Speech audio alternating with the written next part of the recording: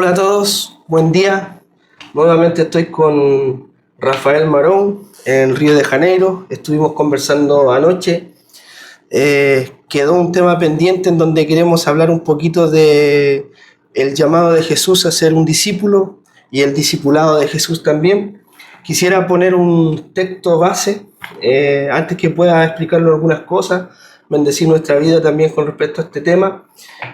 Nosotros hemos leído mucho tiempo y estamos sabiendo que Jesús, en el último momento antes de ascender a los cielos, se acercó a sus discípulos y les compartió en Mateo 28, del 18 al 20, por tanto, id y haced discípulos a todas las naciones, bautizándolos en el nombre del Padre, del Hijo y del Espíritu Santo, enseñándoles que guarden todas las cosas que os he mandado, y he aquí, yo estoy con vosotros todos los días hasta el fin de los tiempos, hasta el fin del mundo.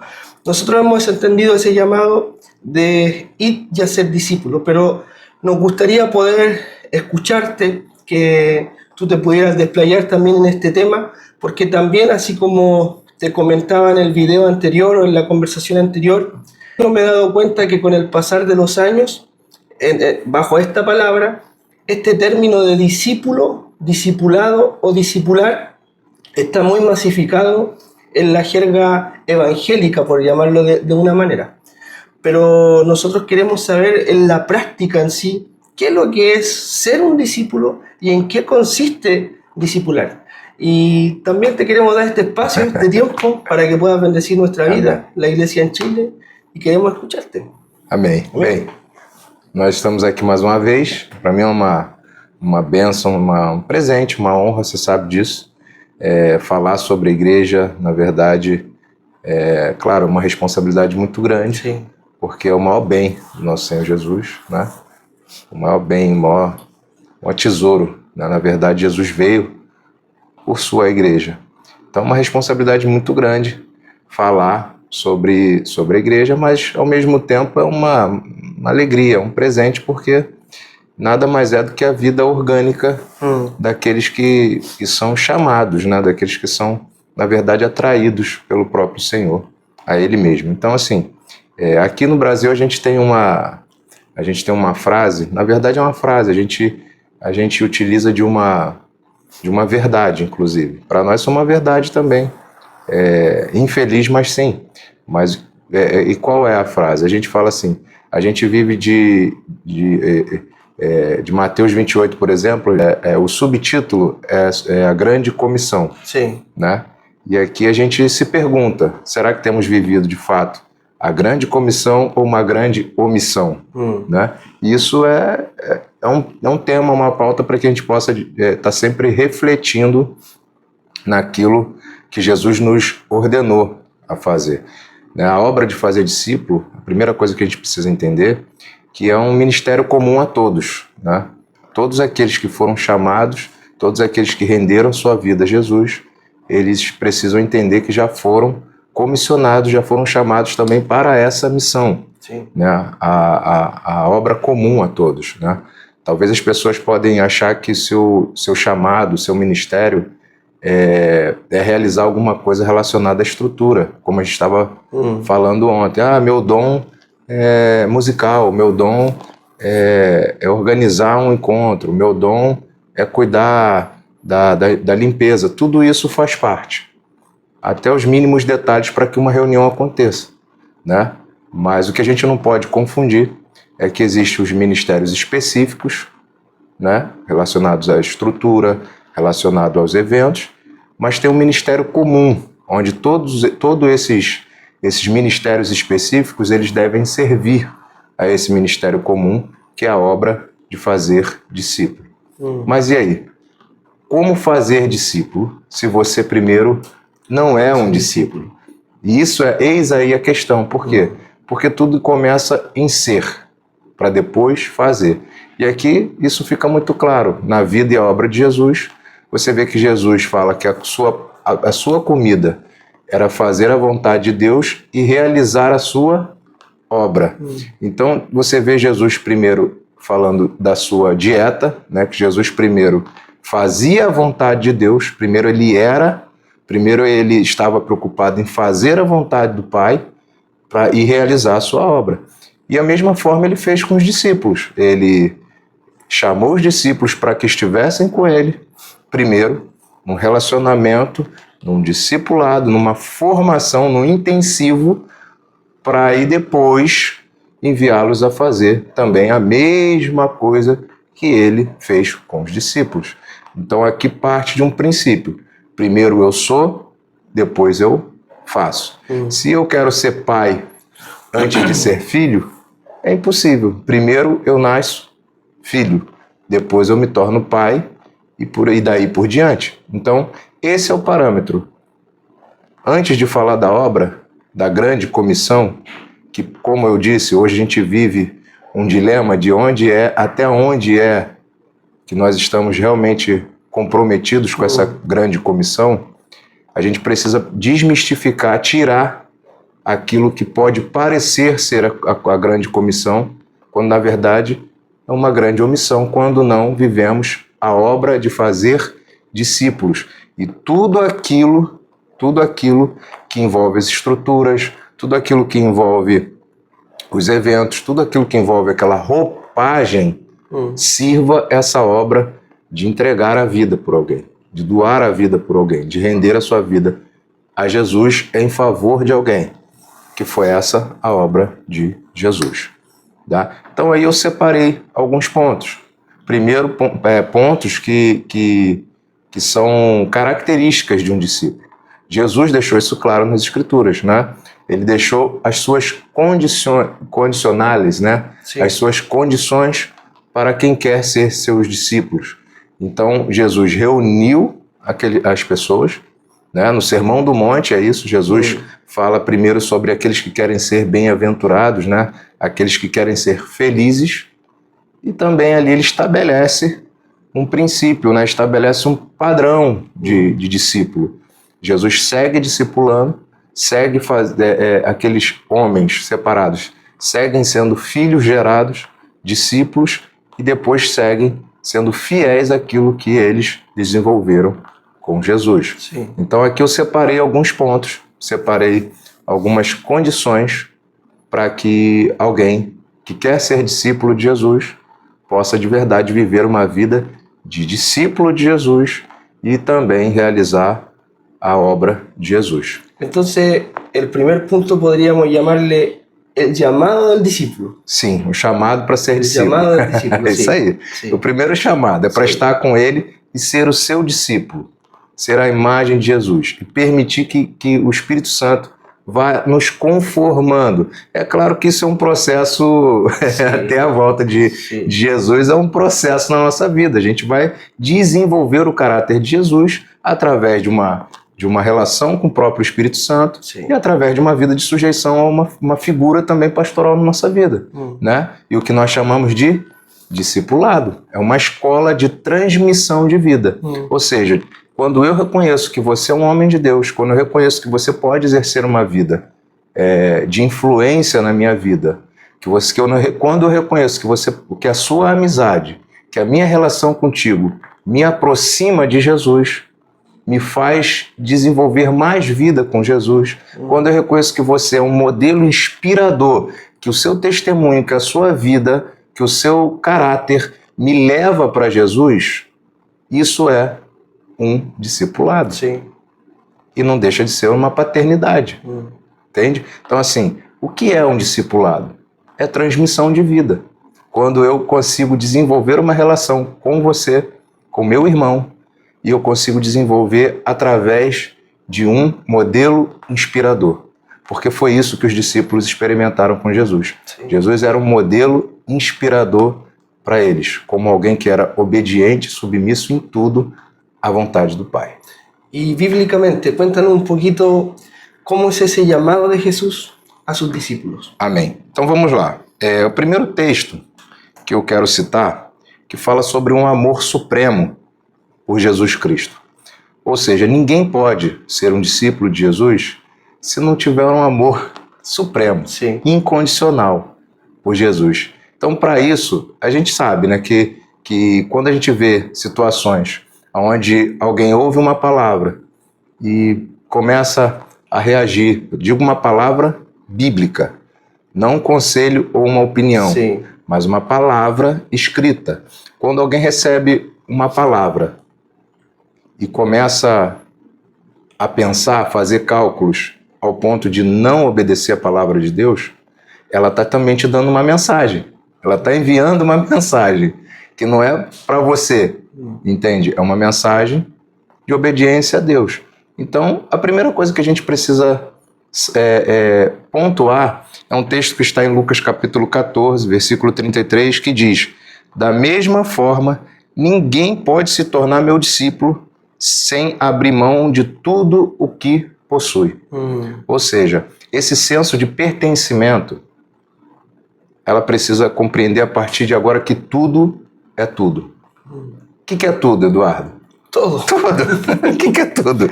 É o meu sapato, é a minha casa, são os meus bens, a minha própria vida, lógico, a minha família, meus filhos. A partir de agora, tudo quanto eu possuía, já não possuo mais.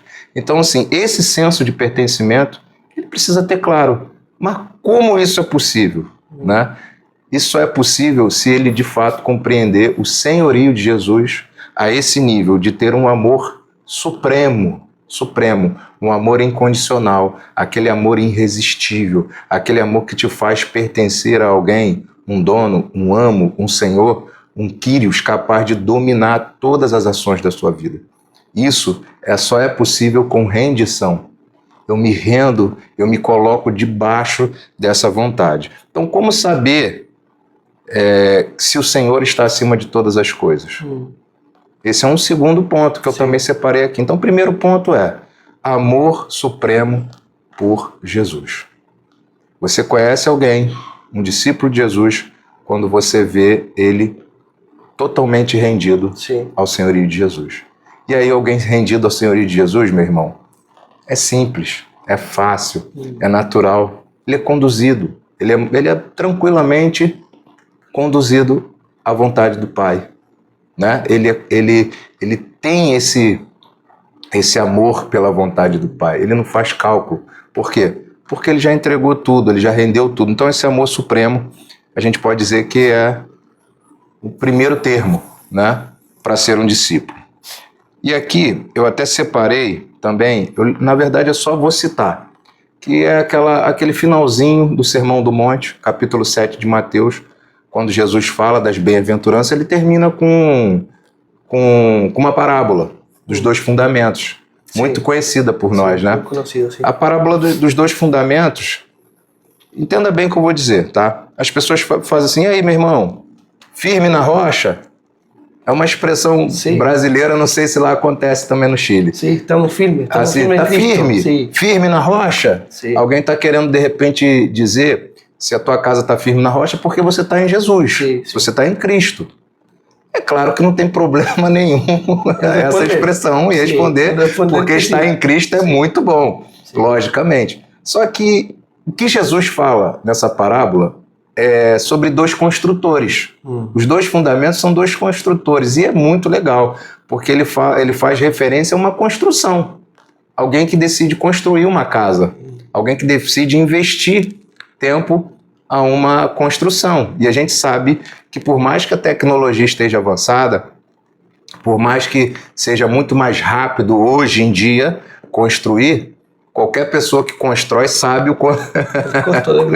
eu sei o que é isso, que eu construí a mim, então eu sei quanto custou. Demanda tempo, demanda trabalho, enfim, muito dinheiro, harta plata, né? Muito dinheiro para construir. E a gente sabe que construir sem uma certeza de que ela está bem fundamentada, que tudo começa no fundamento, é a mesma coisa que usar de uma tolice. É uma tolice incrível você construir num fundamento que você sabe que qualquer momento pode cair. E Jesus fala exatamente isso. Por fim, o que Jesus está querendo dizer? Jesus fala assim: aquele que ouve estas minhas palavras e as praticam, ele é considerado, ele é prudente. Sim. Ele é como um homem, como alguém que construiu a sua casa. Vieram na rocha, né? Vieram os ventos, sopraram, né? Os ventos, subiram os rios. Aí Jesus fala que essa casa, ela não caiu. Não cai. Prevalece. Prevalece. Sí. Em contrapartida, aquele que ouve estas minhas palavras e não pratica, não as pratica, ele também é considerado alguém. Un insensato. Um homem insensato, justamente, que construiu, vieram os ventos e não resistiu. E o que a gente pode concluir disso? Que todas as pessoas estão construindo alguma coisa. Agora, aquele que faz e aquele que não faz. Sí. Aquele que ouve e pratica está construindo. E aquele que ouve e não pratica também está construindo. Então a gente precisa entender que estar firmado na rocha é ouvir a palavra de Deus e praticar a palavra de Deus. Entende? Então, o que é fundamentar a sua casa na rocha? Ouvir e praticar. Sí. Então, talvez alguém fale assim, agora ainda não é meu momento de ser um discípulo. De repente eu preciso me libertar, me sarar de algumas coisas, eu preciso abrir mão de algumas coisas para ser um discípulo. Sí. Ainda não chegou a minha hora de ser um discípulo. Essa pessoa também está construindo. Ela só não entende que ela está construindo na areia e que em dado momento o vento vai soprar. Nosotros en Chile, creo que acá también debe entenderse esto, lo deben hablar. Nosotros hablamos que cuando, ejemplo, en una misma congregación local, en donde se está recibiendo la misma palabra, todas las personas que están ahí insertadas están recibiendo el mismo alimento. ¿Sí? Y es como que Jesús, tomando esta parábola de tener el fundamento en Cristo, en la roca, es como que Jesús, en cierta manera, si una persona está en una congregación local juntamente con otra, es como que Jesús nos pasara a todas nuestras manos el material para construir. ¿Sí? Y nosotros, de una u otra forma, es según la casa va a quedar, según cómo construyamos. Ahí es cuando yo puedo tener el material en mis manos, igual que la otra persona, pero ahí la diferencia se hace en cómo construimos esa casa. Y muchas veces, en cuanto a lo que tú estás diciendo, yo lo noto también, que hay gente que está escuchando una palabra, está recibiendo un alimento, pero la diferencia se hace en que uno practica e o outro não. A mão de obra é minha, Sim. A mão de obra é tua. Sim. Como eu faço? Eu tenho que construir. Sim. Esse exemplo da construção de Jesus é maravilhoso. É como um agricultor também. Né? Ora Jesus vai falar sobre o agricultor, ora sobre construir. A verdade está na mão de obra. Sim. Lembra que o semeador saiu a semear? Sim, a sembrar. A sembrar para não quedar malo com os chilenos. Pero acá em Brasil, semear. Sim. Lá em Chile, sembrar, né? Sim, claro. Mas quando o sembrador sale, o que não se fala é a qualidade da semídia. A semídia é a mesma. É a mesma, exatamente. O que cambia é o quê? A terra. A terra, o Nesse solo, caso, o coração. Sim. Então, o compromisso, o sembrador é o mesmo, a semídia é a mesma. O que cambia? O coração, a qualidade do solo. Então, Jesus, ele está, na verdade, pegando todo o sermão do monte falando, olha, não vai adiantar de nada ouvir isso e não praticar. Sim. Então, o discípulo que tem a sua vida, o seu supremo amor por Jesus, ele não vai deixar de fazer o que a gente separou aqui como segundo ponto, que é o quê? Compromisso com a palavra de Deus. Ou seja, um discípulo de Jesus, ele está completamente comprometido com a palavra de Deus.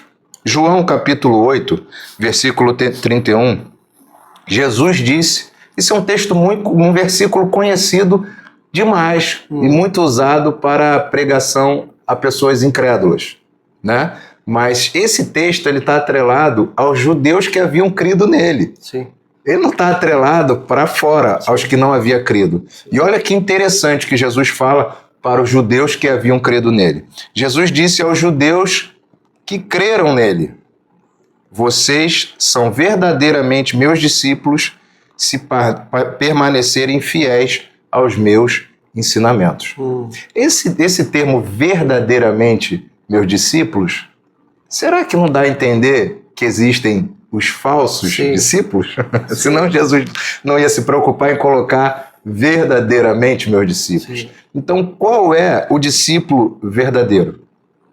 El que hace, el que É aquele practica. que ouve El que oye e y practica. permanece fiel aos ensinamentos de Jesus. Fidelidade não muda. Quando nós falamos assim, Deus é fiel, você não descansa nessa verdade? Não te dá um descanso maravilhoso você saber que por mais que nós sejamos infiéis, e isso não é uma desculpa para pecar, mas por mais que em algum momento eu duvide, Sí. ele permanece fiel. Você não descansa nessa verdade linda? Sí. Yo con el pasar de los años creo que uno va descansando más, Más. porque también con el tiempo uno está en el proceso de ser formado como un discípulo. Más señorío, más gobierno, más yo rindo E aí mi vida a você Cristo. prova muito mais dele, E da vamos fidelidade. experimentando isso. E essa prova dele é maravilhosa, maravilhoso. porque você vai dependendo mais. Sim. Você aprende a descansar mais ainda nessa fidelidade, porque Jesus é lindo. Então, essa verdade, ele propõe para nós. Somos verdadeiramente seus discípulos se permanecermos fiéis aos seus mandamentos. E alguém, amado, alguém que não tem um amor supremo por Deus, Não né? pode. Não vai ser vai. fiel aos mandamentos. Por quê? Porque mandamentos não são pedidos, é ordem. Mandamento não é você fazer um favor para alguém. Mandamento é mandamento, onde eu falo e ele obedece. Sí. Hay algo interesante ahí que se hace una gran diferencia, que mucha gente, bueno, mismo Jesús dijo a algunos, y ustedes también se van a ir. Generalmente, cuando yo digo que hay algo interesante ahí es que hay algunas personas que les es un peso y les es difícil amar al Señor con todo su corazón o entregar su vida a Jesús por completo. Y ahí es cuando se produce como esa disyuntiva en que si yo no estoy entregando toda mi vida a Cristo, claramente para mí, en vez de ser de bendición hacer la voluntad del Padre, me va a ser un peso. Ahí también se hace una diferencia en aquel que ya entendió que tiene que rendir su vida a Cristo según lo que la palabra nos habla, y después es un deleite hacer la voluntad de Dios, incluso aún en el momento difícil, cuando habla la palabra que puedan venir vientos, lluvia, pueda subir la mar, el río. Ahí nosotros podemos estar tranquilos, aún en el peor momento, porque sabemos en quién estamos confiando, en quién hemos creído, y creo que no hay peso ninguno, y al contrario, es una felicidad, es una alegría querer agradar al Señor en el momento de dificultad. Ahí hay una diferencia también que se produce mucho. Acontece que a gente vive também um momento, você sabe disso, que também, como falamos ontem, é um fenômeno, é algo que está acontecendo no mundo inteiro, que são as teologias. Né? Hoje, as verdades bíblicas, elas não são acompanhadas dos mandamentos bíblicos. Né? O tal querigma E el didaqué. e a didaquê. Ou seja, as verdades e os mandamentos no reino de Deus. O que eu quero dizer com isso?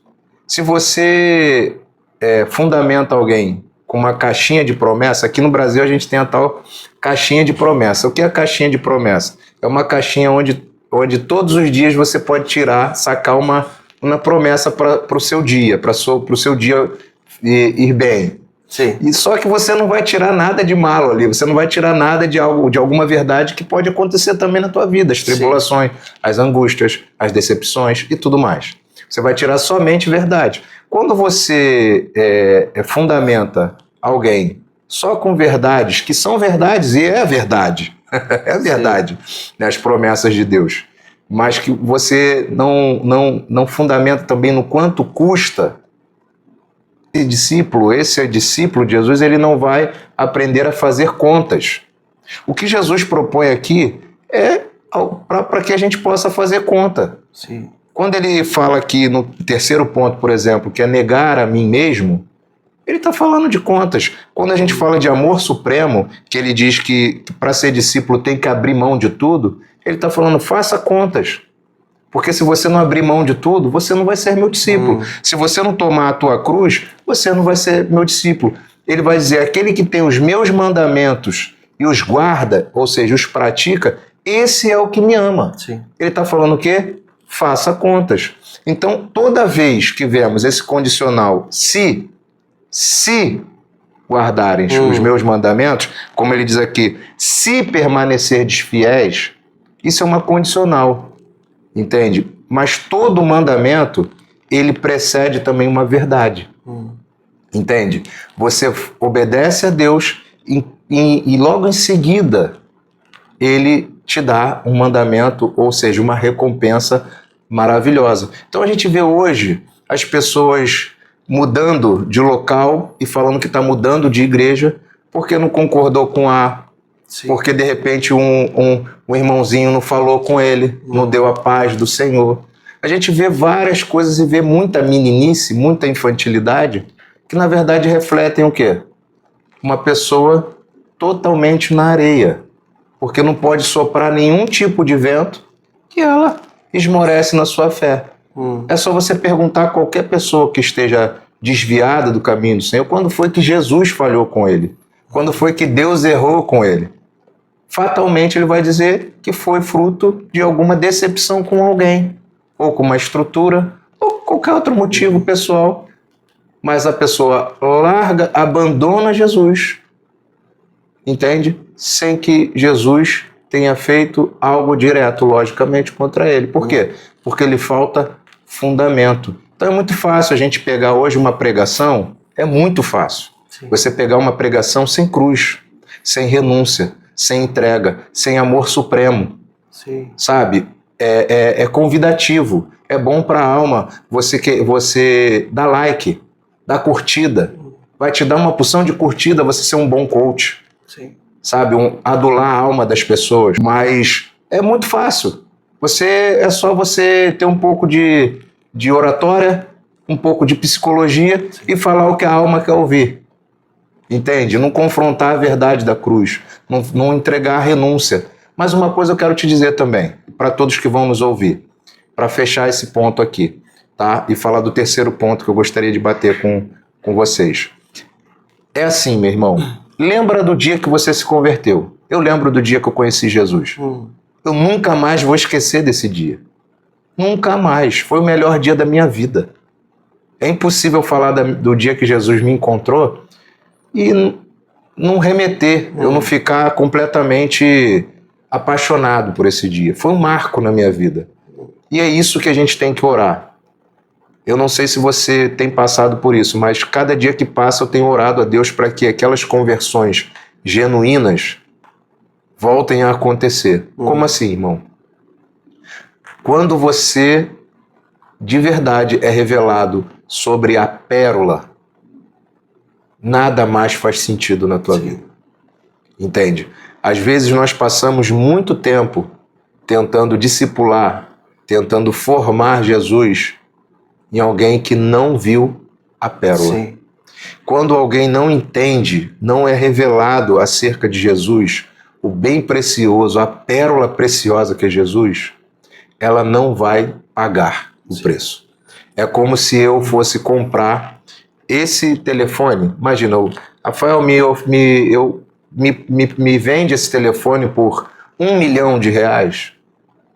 Impossível alguém pagar um custo alto por algo que sabe que não vale. Sim. Então, quando alguém descobre que Jesus também vale tudo, Jesus é melhor que tudo, sim, ele vai fazer de tudo para se render completamente à vontade desse Senhor.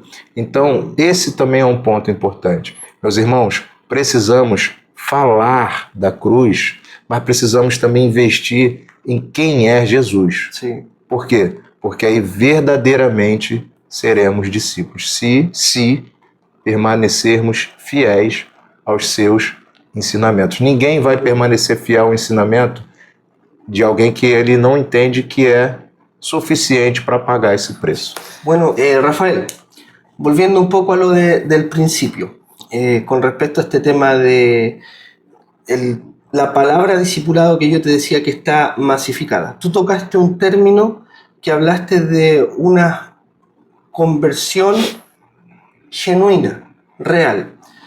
yo encuentro que producto de todo este tema del coach, del entrenador, de aquel que tiene una buena oratoria, que la gente lo empieza a seguir porque habla muchas verdades, las verdades bíblicas es palabra del Señor. Claramente una verdad te anima a creer en Cristo, pero cuando tú das verdades sin mandamientos, porque es como la mitad de lo que realmente es lo que habló Jesús. Ahí esta palabra discípulo, discipular, discipulado, está masificada, pero tú dijiste que años atrás, y recordaste tu conversión, si yo pienso también en la mía, si bien habían hartas personas que ya estaban predicando con respecto solamente a tu propio beneficio, a que tú lo puedes hacer, tú lo puedes lograr, etc. Si bien había muchas personas así, yo llegué en una etapa a Cristo, conocí a Cristo en una etapa de mi vida en donde escuché la palabra con verdades y mandamientos. Y eso de una otra forma fue lo que me impactó y me llevó a tomar una decisión por Jesús, de entregarle mi vida, de renunciar a mi vida y entender que Jesucristo quería ser el Señor de mi vida. Y de acuerdo a eso, hoy en día yo aquí quiero hacer otra pregunta con respecto a que los tiempos igual han ido cambiando. 20 años atrás no es lo mismo que 20 años hoy, por el mismo tema de la tecnología, que en la tecnología uno entra y vas a encontrar miles de personas por las redes sociales hablando cosas. Ahí yo veo que hoy día la palabra discípulo está masificada. En la jerga evangélica, por llamarlo de una forma, se usa mucho, pero en la práctica yo encuentro, por lo que he visto en estos años, que ese entendimiento revelado no está. En algunos lugares sí, no es que no está en ningún lado, creo que el Señor se va a encargar también de que esta palabra vaya avanzando y vaya tocando y conquistando corazones. Pero a raíz de este mismo tema de que hay mucho coach, mucho entrenador, creo que está siendo también difícil que el que llega a Cristo, el que conoce a Cristo, se torne un discípulo porque no está entendiendo el llamado de la cruz. Se está predicando mucho un evangelio sin demanda. ¿Cómo podemos mejorar esa situación para beneficio de la iglesia universal? ¿Cómo podemos hacerlo como iglesia? Isso é interessante porque acontece. Um dia um amigo, vou dar um exemplo que aconteceu comigo. Sim. Um dia um amigo fez essa pergunta, só que ele não conhecia Jesus, ele queria saber. Na verdade, ele falou assim: Rafael, é um amigo que tem boas condições financeiras, um cara que eu admiro o seu comportamento como ser humano, né? Aquela coisa de não conhece Jesus. E geralmente alguém que tem um comportamento, né, um politicamente correto, alguém que né, cumpre como o jovem rico lá, né, se tornou uma conversa interessante, porque ele falou assim: cara, eu conheço muitas pessoas com boas condições financeiras e tal, e quando eu olho para você, eu vejo você muito feliz, você é um cara feliz, você tem uma família. E começou a falar da minha família como se tivesse mérito em mim. Sim. E eu falei: meu filho, qual o segredo? Sabe qual o segredo? Eu decidi entregar tudo para Jesus, e tudo que Jesus governa vai ser bom, vai ser feliz. Então assim, volto a dizer, esse problema dos coaches é muito simples de identificar, porque a proposta é colocar o homem como centro das coisas. É assim, Eduardo, eu não acredito na autoajuda. Eu acredito que o homem ele é miserável, pecador, e ele precisa da ajuda do alto.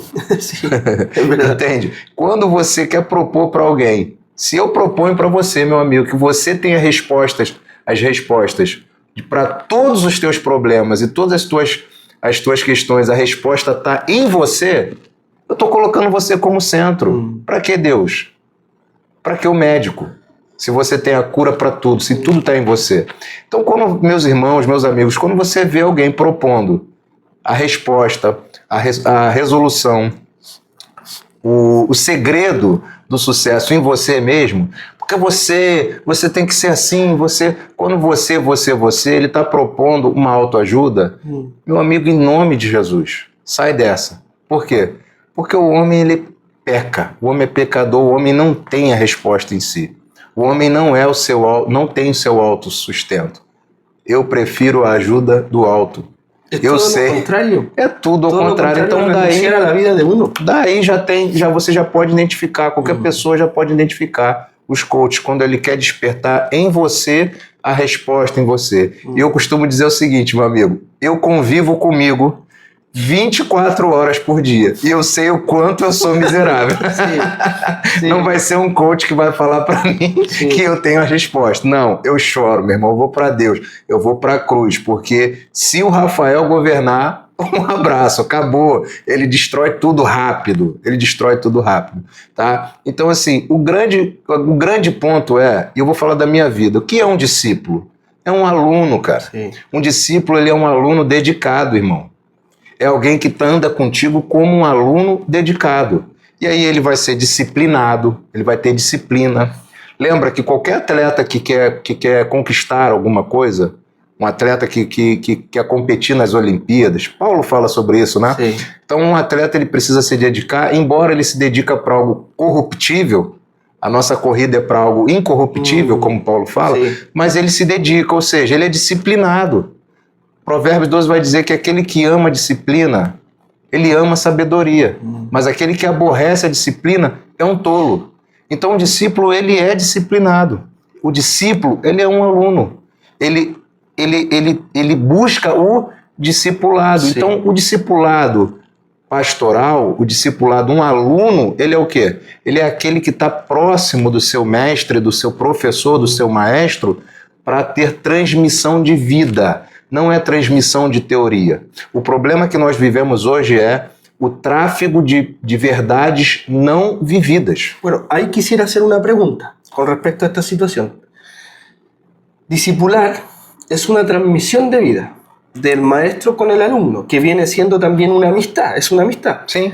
Ahora, el tema de discipulado. Años atrás, te estoy hablando unos 15 años atrás, conversaba con algunos hermanos de discipulado y de ser un discípulo, y yo hallaba incluso que en un momento yo estaba hablando en chino, en un momento yo pensaba porque no entendían, pero hoy día esto lo entiende mucha gente. El tema es que dice vamos a discipular o voy a hacer un discipulado, le llaman a un estudio bíblico, vamos a tener discipulados, juntan a un grupo de personas para transmitir información, pero Jesús no hizo eso. Jesús no fue la forma de discipular. ¿Puede hablarnos un poco con respecto en la práctica para que la iglesia pueda tener también un mayor entendimiento y nos impulse a seguir caminando más de una manera dinámica, por decirlo así? Sí. En la práctica, ¿cómo podemos caminar bajo un discipulado? Sim.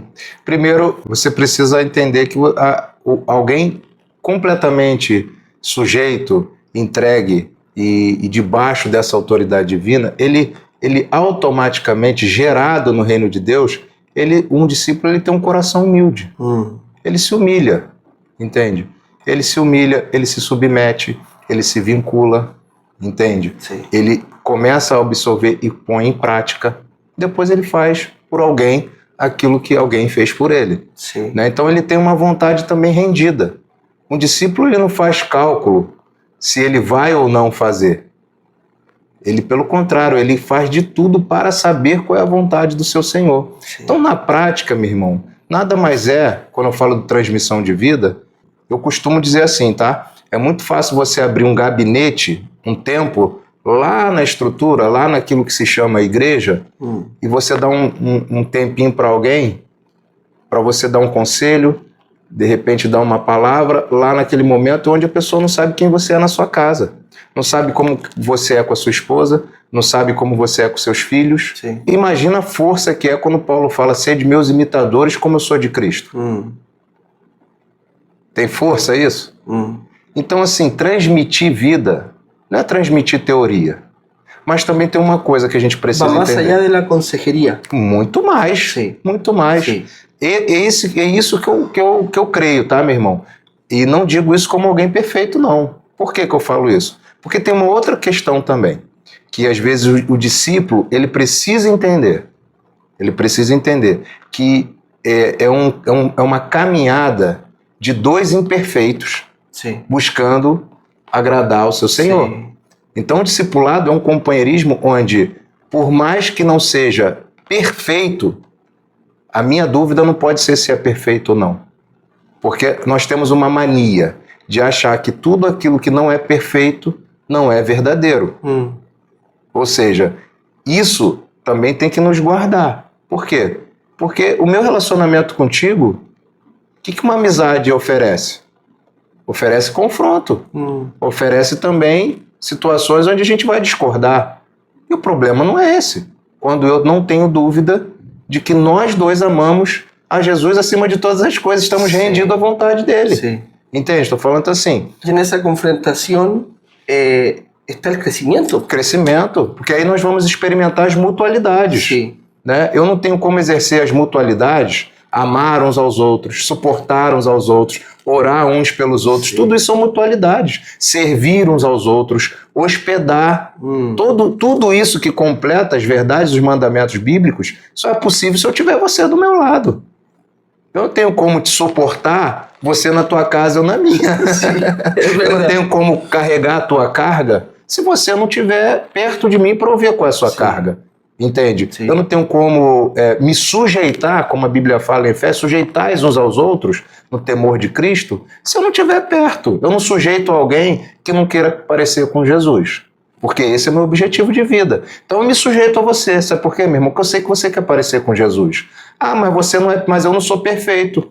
E aí, meu irmão? Você tem verdade no teu coração?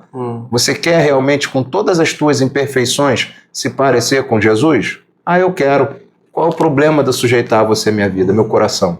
Então, essas mutualidades, elas acompanham aquele discípulo que quer viver uma vida prática para Deus. Sim. E obedecer. Então, essas verdades, a gente vive um mundo de status, sabe? Hoje tudo é virtual.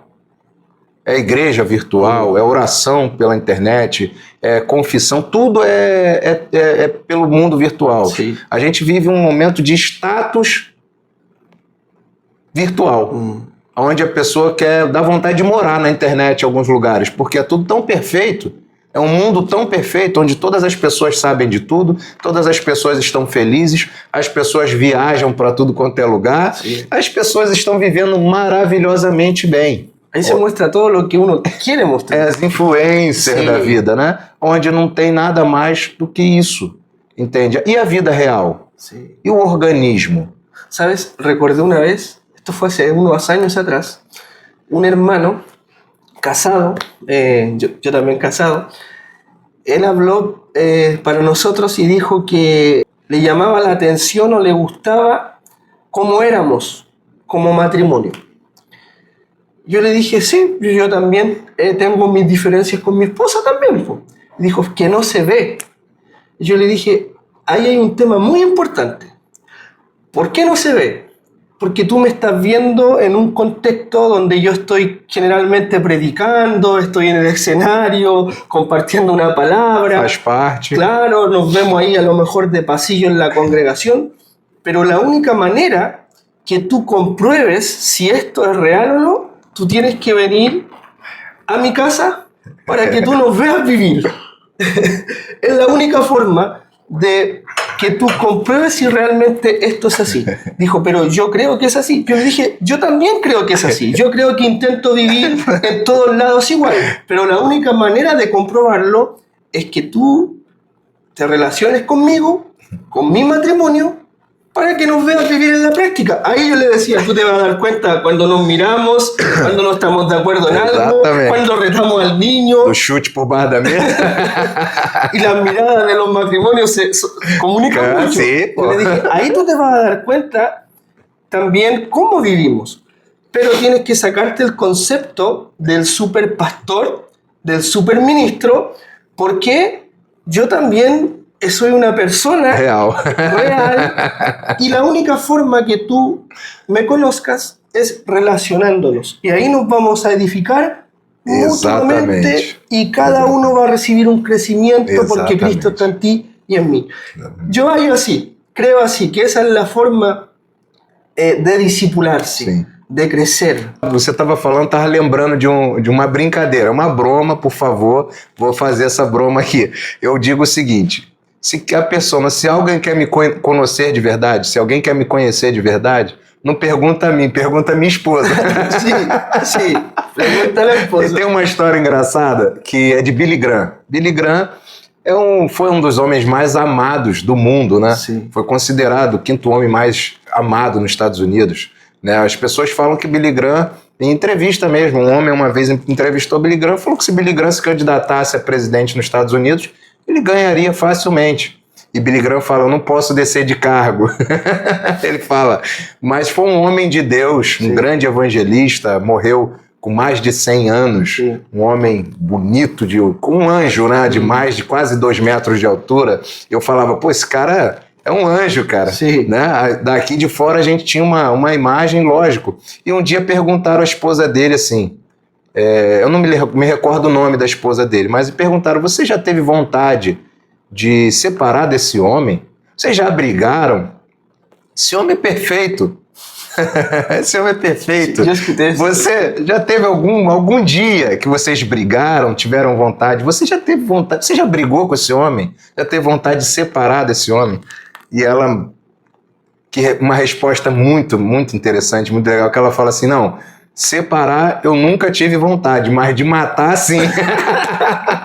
Então assim, as pessoas não sabem os dilemas, o dia a dia, mas se de verdade se aproximar e começar a se relacionar, elas vão ver que na verdade são imperfeitos, amados. Entonces ahí podemos hacer la diferencia entre ese discipulado teórico. Ejemplo, hoy vamos a tener discipulado teórico, vamos a dar um estudio bíblico. Sim, incluso. lógico. Ó, eu não gosto dessa expressão, hoje nós vamos fazer um discipulado. Para mim isso é cara, eu passo mal. Sim, é um estudo. O discipulado, exatamente, o discipulado, quando eu falo assim, eu vou fazer um discipulado, hoje é dia de discipulado, dá a entender que você vai separar um momento para estudar, ou para, enfim, que claro que você quer separar um momento para estudar, estuda. Sim. Mas discipulado é muito mais. O nosso ensino, outra coisa que eu costumo falar, o nosso ensino, ele não é apostílico. Sim. Ele é apostólico. Sim, não é uma apostila. Isso, não é livro. apostílico, Sim. é apostólico. O nosso maior desafio é pegar aquilo, trazer você para perto e você ver e você aprender aplicando. Sim. É como você está ensinando um filho, né, a andar, depois a ir ao banheiro e depois fazer as coisas. Você precisa fazer igual. Sim. Ele vai ver. Os hijos. Os irmãos pequenos. Lo que hacemos. Eu digo isso, irmão. Sim. Eu digo para os papais aí que a primeira Bíblia que os filhos têm contato é a vida dos pais. Sim. Depois ele vai se converter, vai, né, entregar a vida a Jesus e vai ter compromisso também que a gente tem falado. Mas antes disso, como ele vai amar Jesus? Lendo a Bíblia real, que são a vida do pai e da mãe. Como que ele vai ter prazer de desenvolver uma vida com Deus e com a igreja se ele não vê isso vivo na sua própria casa? Já? Então assim, entrando no final, porque a conversa está muito boa. Sim. Mas, por exemplo, quando Paulo fala em Efésios capítulo 4, eu vou pular um pouquinho a etapa, porque Paulo fala sobre os dons, que Jesus, quando ele sobe, né, ele distribui dons à igreja. Né? Um texto muito conhecido por todos nós, que ele concedeu dons à igreja. E esses dons à igreja são pessoas. Uns para apóstolos, outros para profetas, evangelistas, pastores e mestres, com um objetivo. O quê? O catartismos, que é o quê? A ordenação dos santos. Colocar os santos, a igreja, em ordem, em fila, em ordenação. Sim. Tá? Só que ali, em seguida, Paulo vai dizer que é segundo a justa cooperação de cada parte que o corpo cresce. Sim.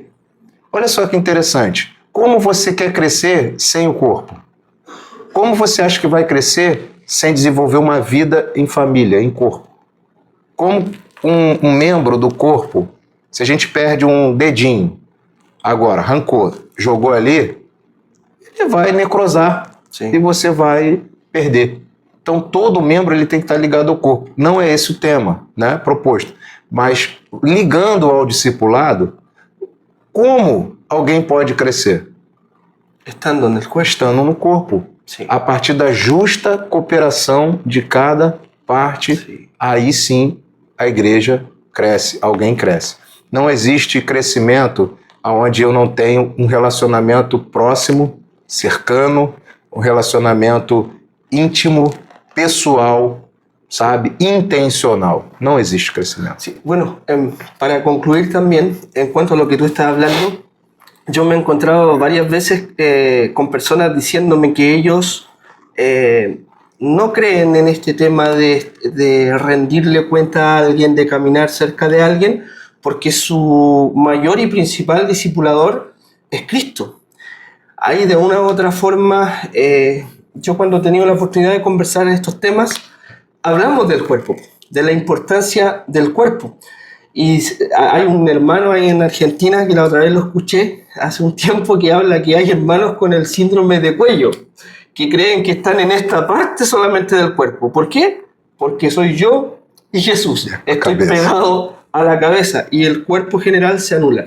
Y ahí uno ve la importancia de entender este tema de estar insertado, que no es solo una transmisión de teoría, que un discipulado no es reunir a gente para hacerle un estudio bíblico, no es, sino que es en la práctica caminar juntos, porque la única manera que el discípulo camine como discípulo y ejerza el llamado de Jesús en su vida también es por medio del cuerpo. Está junto, está unido, cumple una función y el cuerpo se ayuda mutuamente. Si mi pierna, bueno, tú me has visto en estos días, mi misma rodilla. Yo tengo una rodilla un poco mala que cuando de repente camino se desencaja. ¿Y cómo se ayuda la rodilla? Mis manos, que son parte del cuerpo, ahí hacen un movimiento y la rodilla vuelve a su lugar y presta la ayuda que necesita en el momento indicado. Y creo que el discipulado es eso. Ahora, el discipulado, para que cerremos, ¿se puede llevar a cabo solamente con reuniones y estudios? ¿Va a causar un fruto real en la vida de una persona? Impossível. Impossível. Você não forma ninguém pelo púlpito. Jesus não formou ninguém com os seus sermões. Sim. Você pode informar, formar impossível. Sim. Ponto. Você não tem como formar alguém somente entregando a ele, fornecendo a ele informações. A formação, imagina tu, você entregaria a tua vida para um médico cirurgião fazer sozinho a tua cirurgia, somente com o estudo que ele tem teórico? No, sem ter passado pela prática? No puedo. Imposible. Enquanto ele passa pela prática sozinho também? De hecho, la gente, perdón, miente en sus currículum para ir a presentar su trabajo. É. E quando ele se forma na parte teórica, ele precisa, durante a sua formação, ter também a prática. Sim. E quando ele vai para a prática, ele vai sozinho? Não vai só. Não. Ele passa por toda uma junta médica, Sim, que vai dando a ele aos poucos espaço para exercer a função até que ele esteja devidamente habilitado. A gente vê um fenômeno hoje, pastores que não têm rebanho, não cheira a ovelha. Ah, eu sou pastor. De onde? De quem? Da onde vem? Para onde vais? Soy pastor de internet. Pastor. Tengo mucha gente siguiendo. Pastor, porque de repente fez um curso de teologia ou porque fez qualquer coisa que ele se auto-intitulou pastor, apóstolo. Enfim, hoje tem nomes até que a gente não sabe, não conhece. Mi padre, mi papá, biológico, siempre me decía así. Me decía, Eduardo, ¿cómo tú puedes conocer a un pastor? Yo lo escuchaba siempre, decía, yo creo por la cercanía con la gente. Me decía, sí, porque un pastor siempre tú te vas a acercar a él y va a estar pasado a oveja. Él va a oler a oveja. Verdade. Ahí está la gran diferencia, Ibayo, en este tema de Sí. la transmisión de información y el pastorear, discipular, enseñar a otros a Sí. que sean discípulos estando de cerca. É muito interessante que essa história vem lá em Israel ainda, onde se exerce muito essa coisa do do pastoreio de ovelhas mesmo. Uma vez eu vi uma história muito interessante que dizia que mostrava que determinado lugar bom para pastar e descansar, os pastores de ovelhas se juntavam e as ovelhas ficavam tudo juntas. Se misturam e os pastores encostam às vezes em lugares para descansar e as ovelhas pastarem. E em determinado momento o pastor se levanta e ele começa a cantar uma canção, a canção dele. E as ovelhas ouvem a voz do pastor e mesmo todas elas misturadas, sim, elas vão e seguem a voz, sim, do pastor. Então, para você ser uma ovelha, você precisa conhecer a voz do pastor. Né? Você precisa ter uma vida de intimidade com o Espírito Santo, que é a nossa cobertura espiritual. Mas você também está sujeito a uma cobertura pastoral. Sim. Então, fecha assim. Você serve a Deus, você quer obedecer a Deus? Sujeite aos irmãos. Você quer servir a Deus? Esteja debaixo do serviço também dos meus irmãos, dos seus irmãos. Então eu disse que o terceiro ponto, que é negar a mim mesmo, né? A gente já falou, só vou passar aqui, a gente vai passar de forma um pouco mais rápida. Então Jesus dizia a todos: se alguém quer vir após mim, negue-se a si mesmo dia a dia e tome a sua cruz. Então a gente sabe que é uma entrega de renúncia diária. Todos os dias tomar a cruz. Eu não tomo a cruz uma vez só. Não, já tomei minha cruz, agora não vai vir mais nada, agora eu não tenho mais nada que fazer. Não, a cruz é diária. São todos os dias. Todos os dias. Qual o nome da minha cruz? O nome da minha cruz não é minha esposa, não são meus filhos. O nome da minha cruz sou eu, é Rafael. Eu tenho que renunciar todos os dias, tomar a cruz, sim, e seguir a Jesus. Então Jesus diz: se alguém quer vir. Se, novamente, uma condicional se. Se alguém quer vir após mim, negue-se a si mesmo, tome a sua cruz e segue. Então, mais uma vez, Jesus está falando assim: faça cálculos, porque vai custar. Sim. Entende? E aí, para passar o próximo ponto, qual a mensagem que alguém, por exemplo, fala assim: eu quero servir a Jesus, mas eu não quero perdoar o Eduardo, não. Ele me feriu, me magoou, e eu prefiro esperar um pouco.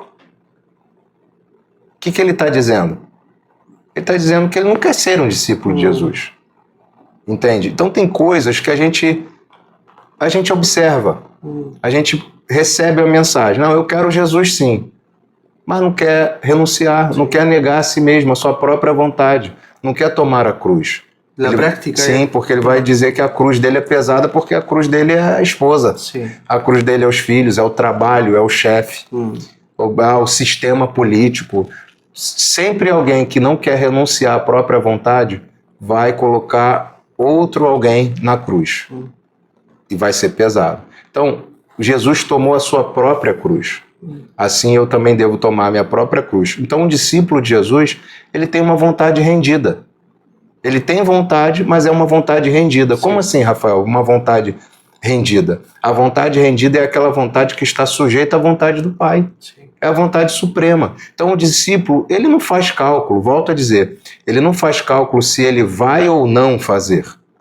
Ele busca fazer a vontade do Pai. Foi isso que Jesus fez, tá? E aí, eu quero finalizar esse tema quando Jesus ele também põe uma condicional, que é o quarto ponto que eu separei aqui, que é quando nós devemos entregar a Deus a nossa vida em favor do próximo, que é onde entra a grande comissão. Então agora eu já sei o que é ser um discípulo, eu já sei como vive um discípulo, um aluno, como ele está debaixo também da autoridade. Sim. Porque hoje a gente vive um fenômeno também de pessoas que estão invadindo a internet pregando contra a autoridade humana. Sim. Você sabe disso, pessoas que já estão falando contra líderes, contra pastores, contra a autoridade humana, em relação ao governo eclesiástico, igreja, sim, enfim. A gente já tem ouvido muito sobre isso. Então, entregar a Deus minha vida em favor ao próximo. Tá? João capítulo 13, versículo 34 e 35 diz: novo mandamento vos dou, que vos ameis uns aos outros, assim como eu vos amei, e que também vos ameis uns aos outros. Nisto conhecerão todos que sois meus discípulos, se tiverdes amor uns aos outros. Onde? Nisto. Assim conhecemos a identidade de um discípulo. Você quer conhecer a identidade de um discípulo? Se ele realmente, como você lembrou aí, a história do seu pai, se ele entrega a vida, se ele rende a vida dele ao Senhor em favor dos seus irmãos. Sim. Então, onde você conhece um discípulo? Onde você identifica um discípulo? Se ele tem amor pelas pessoas. Sim. É impossível você dizer que ama a Deus e não ama o seu irmão. Sim. Então, não somos conhecidos pela aparência, pela Bíblia que eu carrego, pela palavra bonita que eu falo, ou pela quantidade de reuniões que eu assisto. Eu não sou conhecido por isso. Sim. Eu não devo ser conhecido por isso. Eu sou conhecido se eu tiver, de verdade, amor pelos meus irmãos. Sim. E qual é o modelo que a gente deve procurar? Jesus. Porque ele fala isso. Assim como eu. Sim. Então, o amor, esse amor ágape, esse amor de renúncia, esse amor de entrega, é o modelo de amor que Jesus nos ofereceu. Ele morreu por nós sem merecermos. Ele nos amou primeiro, sem antes nós o amarmos. Né? Nós estávamos perdidos. Então, assim, 1 João capítulo 3, versículo 15, ele vai dizer: nisso conhecemos o amor, que Cristo deu a sua vida por nós e devemos nós dar a vida pelos irmãos. Ora, aquele que possui recursos desse mundo e vir o seu irmão padecer necessidade e fechar-lhe o coração, como pode, olha a pergunta, como pode permanecer nele o amor de Deus? Filhinhos, não amemos de palavra, nem de língua, mas de fato e verdade. O discípulo, irmão, não é aquele que erra, é aquele que é perfeito. O discípulo é aquele que decide no seu coração também entregar a sua vida em favor aos seus irmãos, por amor a Deus. Sim. Entende? O discípulo é aquele que, de fato, entende que o amor de Deus, ele não pode ser uma semente guardada na gaveta. Tem um pastor amigo meu, o Sérgio Franco, você conhece, ele tem essa frase que eu guardo para minha vida. Ele diz o seguinte, que o amor não praticado é como uma semente preciosa guardada na gaveta. Não serve para nada. Sim. Não adianta eu falar que tenho amor. Eu preciso tirar essa semente preciosa e semear. E a gente sabe que o amor é a essência de Deus. Deus não aprende a amar. Deus não se esforça para amar. Então, até mesmo quando a gente se encontra em estou me esforçando para amar. É claro que a gente sabe que o amor é como um dom, é aperfeiçoado. Eu preciso aperfeiçoar como um dom. Mas temos que, de fato, mergulhar nessa essência de Deus. Porque se nós falarmos que amamos a Deus, não tem como amar a Deus se não amar os meus irmãos. Tá? E fecho aqui, tomar a cruz e segui-lo, já falei, é o 5º ponto. Né? Lucas 14 vai dizer, e qualquer que não tomar a sua cruz e vier após mim, não pode ser meu discípulo. Então, mais uma vez, ele não pode. Então, a escolha é uma escolha deliberada, meu irmão. É uma escolha tua pessoal, mas você que escolhe, não é imposto. Essa escolha de seguir, ela não é imposta. E uma vez que você decide, que você escolhe seguir a Jesus, não de uma maneira imposta, o que acontece? Você se rende. E aí, automaticamente, alguém rendido, Eduardo, é alguém fácil de ser conduzido. É muito fácil você conduzir alguém que, de fato, compreendeu que aquilo foi uma escolha deliberada, foi algo voluntário, foi algo que você decidiu no teu coração sem que ninguém tenha colocado uma imposição. Então, a cruz imposta, ela não tem vida. Não adianta, fica aquele, como você falou anteriormente, fica algo pesado. Sim. Por quê? Porque é uma cruz imposta. Eu era assim. Eu me via muitas vezes na minha vida, antes de realmente enxergar, conhecer Jesus, eu olhava assim para uns amigos, eu falava assim, cara, o reino de Deus, o evangelho é para aqueles caras ali, pô. Para mim é uma utopia, eu não consigo viver aquilo ali, não. Claro. Eu não tinha enxergado, não tinha visto ainda Jesus, então para mim era algo que seria imposto sempre. Como que eu ia fazer uma entrega voluntária da minha vida, porque eu sabia que não era algo que eu deveria fazer e depois desfazer? Eu sabia que se eu fosse entregar minha vida a Jesus e viver, eu queria ser de fato genuíno, fazer algo verdadeiro, mas eu falava assim, pô, não vou fazer. Por quê? Porque era tudo na base do meu entendimento. Para mim, a cruz era alguma coisa imposta. Para mim, o evangelho era algo imposto, onde pessoas iam tentar lavar minha cabeça para impor as suas próprias vontades. Até que, de fato, eu conheci Jesus. Então, assim, e por último, o sexto ponto é uma renúncia, né? Como eu falei, mas é uma renúncia dos seus direitos pessoais. E Lucas 14 vai dizer, 33, assim, pois todo aquele que dentre vós não renuncia a tudo quanto tem, não pode ser meus discípulos. Ou seja, não é para um e para outro, é todo aquele. São para todas as pessoas, mas é uma renúncia. Renúncia de quê, Rafael?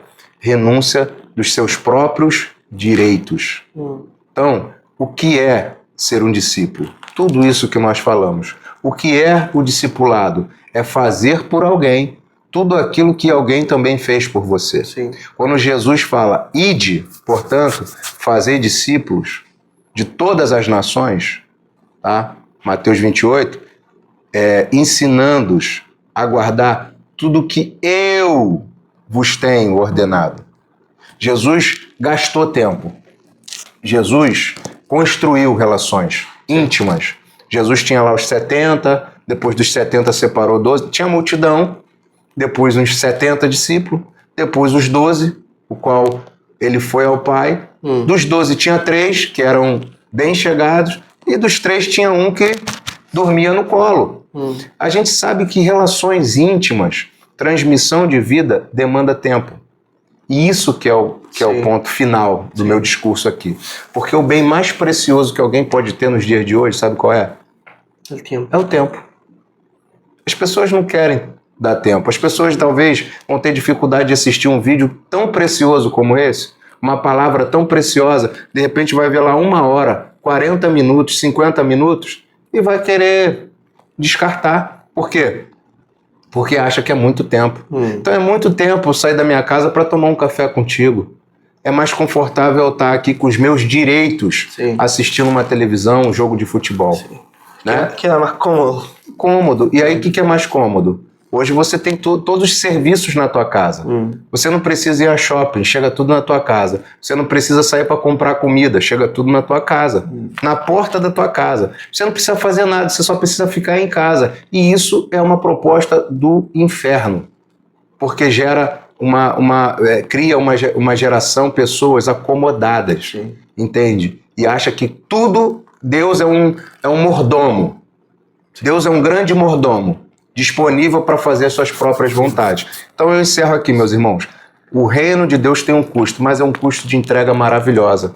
É um escravo por amor. Sim. Porque eu entendo que felicidade, que vida, e sei também que tudo que eu vivo é fruto do amor de Deus. Sim. E eu não quero nunca na minha vida, em nome de Jesus, peço inclusive a sua ajuda e a ajuda de todos os meus irmãos, que eu não perca nunca o contato com pessoas, relacionamento com pessoas, amigos de verdade, que sempre vão me repreender, que vão falar o que eu preciso, não o que eu quero, para que a minha vida continue sempre, o meu olhar continue sempre em Cristo, porque isso é tudo que eu quero. Eu não quero nunca perder meu Senhor de foco. Então eu não quero, para isso eu preciso estar sempre debaixo da tua vida, do teu ministério, da vida dos meus irmãos como um grande aluno, tá? Eu preciso estar com meu coração completamente rendido a esse Senhor, abrir mão dos meus direitos, tomar a minha cruz, renunciar a tudo quanto eu considerava como lucro, como Paulo fala, eu não considero mais nada como lucro, né? Nada. Se torna perdida. Sim, e tá sempre com meu coração humilhado, humilde, pronto para obedecer, pronto para ouvir e praticar. Construímos, irmãos, em nome de Jesus, a nossa casa na rocha, ouvindo e obedecendo a palavra de Deus. Amém. Amém? Amén. Podemos concluir con este entendimiento de saber que Jesús nos llama a ser sus discípulos, que nos llama a una renuncia. Después, tener una vida práctica de discipulado es una cercanía con el cuerpo, con la gente, porque la iglesia se va edificando mutuamente y el Señor ahí va transformando nuestra vida, nuestro carácter a su imagen y su semejanza, y ponemos en práctica esa vida del discípulo. Y después es ir y hacer discípulos, amar como Jesús amó. Podemos resumir ahí, de acuerdo a todo lo que tú hablaste, y realmente creo que es una conversación de mucha bendición. Estoy contento también de haber podido estar acá contigo, con tu persona, en tu casa, pero te quiero agradecer nuevamente. Gracias por hospedarme en tu casa. Estuve aquí 12 días. Pasaron rápido, ¿eh? Sí, Tuvimos harta comunión, sí, tuvimos de todo, compartir la mesa, salimos a la playa, estuvimos también en reuniones en el templo, que cuando hablamos de esto no significa que no hay que ir, solo que hay que entender las prioridades, y tenemos que seguir caminando en esto para cada día parecernos más a Jesús. Te agradezco todo, Rafael, muy obrigado por tu vida, por la vida de tu familia. La verdad es que nos vamos muy llenos de amor también con mi familia de haber estado con ustedes. Te agradezco este tiempo e sei que estas conversações vão bendecir a muitas pessoas. Amém, meu irmão. Você sabe que você é um presente de Deus para a minha vida. Na verdade, você também é uma confirmação de Deus para a minha vida, lá em 2020. Então, se tem algo que confirma, se testifica também o meu chamado e olhar para você hoje como um grande homem de Deus, um amigo pessoal, de uma forma também confirma o meu chamado. Fala assim, tá vendo, Rafa? Vale a pena.